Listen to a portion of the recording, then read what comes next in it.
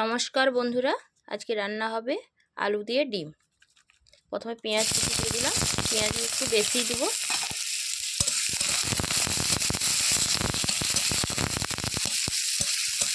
তবে ডিমটা কিভাবে রান্না হয় সেটা দেখাচ্ছি আপনাদেরকে।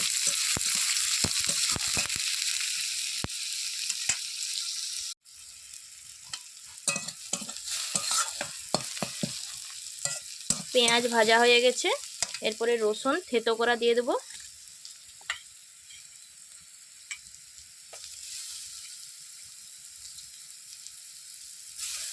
আপনারা ভিডিওটি শেষ পর্যন্ত দেখবেন কিভাবে ডিমটা দেই।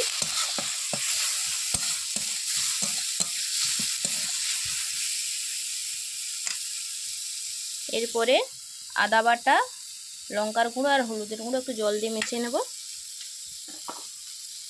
মানে পেঁয়াজ আর রসুনটা ভাজা হতে থাক।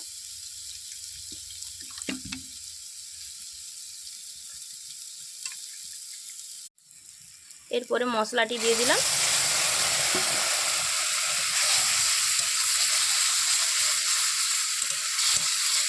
আপনারা পুরো ভিডিওটা দেখবেন, নাহলে বুঝতে পারবেন না ডিমটা কিভাবে রান্না হচ্ছে। এরপরে আলুগুলো দিয়ে দেবো।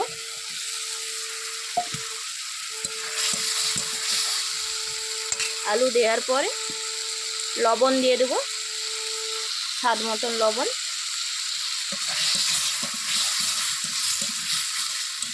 ভালোভাবে কষিয়ে নেব।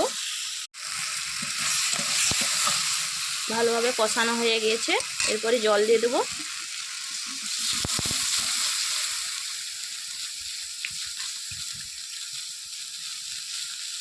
জলটা একটু বেশি পরিমাণে লাগবে।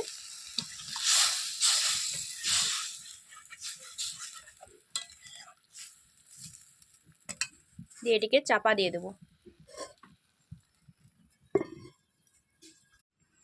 চাপাটা খুলে নেব।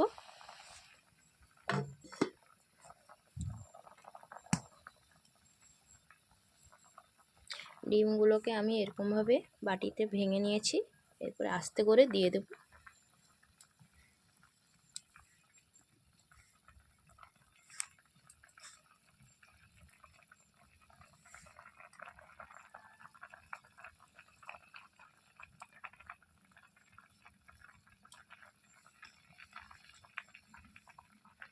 এগুলো আস্তে আস্তে করে ছাড়তে হবে।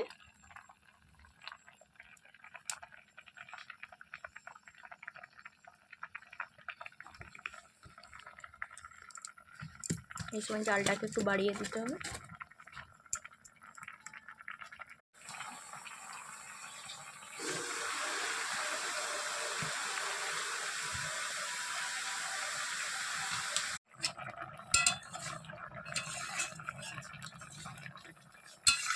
ডিমের তরকারি হয়ে গেছে। ডিমগুলো এরকম হয়েছে। দেওয়ার পরে প্রত্যেকটা ডিমে এরকম আছে, একটা ডিমও ভেঙে পড়ে যায়নি।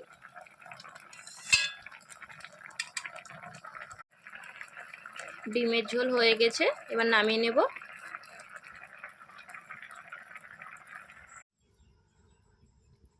ডিমের ঝোল হয়ে গিয়েছে, নামিয়ে নিয়েছি। কেমন লাগছে কমেন্টে জানাবেন বন্ধুরা। তো ডিমটা এভাবে ফাটিয়ে দিলে এরকম ফেনা ফেনা একটু হয়ে যায় রান্নাটা।